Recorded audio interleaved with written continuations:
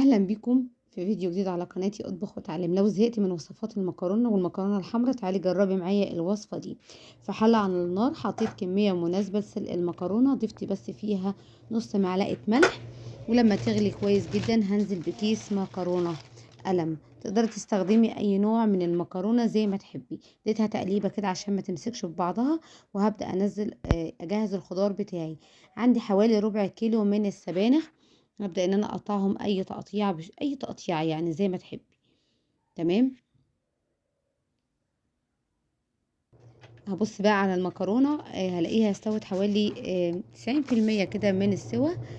هرفعها بقى من على النار زي ما انتم شايفين كده، يعني بحاول اتنيها كده. تمام، ده خدت سوا كده مظبوط. صفيتها وحطيت معلقتين من الزيت عليها وقلبتها علشان المكرونة ما تمسكش في بعضها.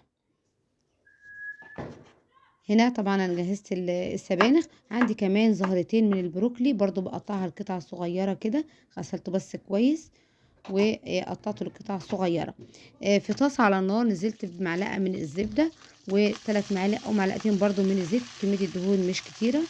وبعد كده نزلت بالسبانخ بتاعتي عشان اشوح الخضار بقى كويس كده لحد ما هينزل ميته ويشربها تاني. تمام. برضو نزلت كمان معاهم بزهرات البروكلي. تقدر تستغني عن البروكلي لو مش متوفر، لكن بيديكوا قيمة برضو غذائية عالية قوي. لو الولاد مش بيحبوا المكرونة هيحبوها من الوصفة دي، صدقوني هتعجبهم قوي.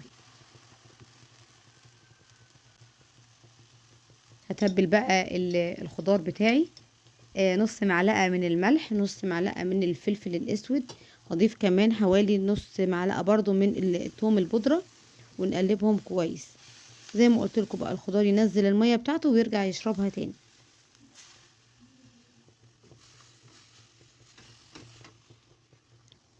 ما تنسوش اللايك على الفيديو وشير لو امكن، واشتراك لو اول مره تزوروا القناه.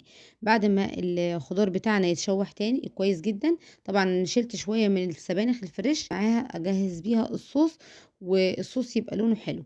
هي دي شويه السبانخ الفريش، نزلت بيهم في شفشق الخلاط.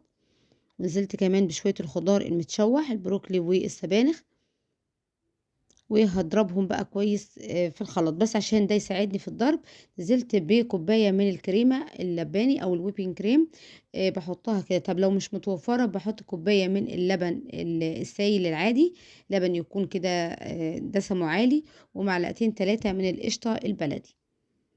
ضربتهم كويس جدا لحد ما قوام الصوص يبقى ناعم قوي معايا بالشكل ده. هبدأ بقى في نفس الطاسة، مش عايزة ابهدل اواني كتير وطاسات.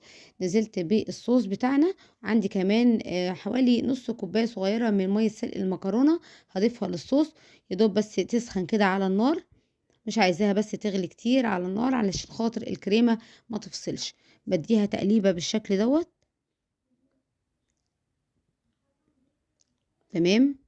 طبعا بظبط الملح بتاعي بقى، ناقصه ملح زي ده ملح، يعني بحاول ان انا احط ملح شويه صغيرين واظبط الملح بتاعي براحتي. بنزل بقى بكميه المكرونه واديها بقى تقليبه. لسه الخطوات لسه في تركه كده صغيره بس هتضيف لمسه حلوه قوي مع المكرونه، وتضيف كمان طعم وغنى للطبق بتاعنا. تمام. ما شاء الله زي الفل. نزلت بقى في طبق الغرف بتاعنا. عندي كمان شوية من الجبنة المبشورة، أي جبنة تفضليها. لو متوفر بارميزان يبقى خير وبركة زي الفل. مش متوفر بارميزان تقدري تستخدمي جبنة رومي. مفيش بارميزان ولا رومي، أنا استخدمت مبشور جبنة شيدر.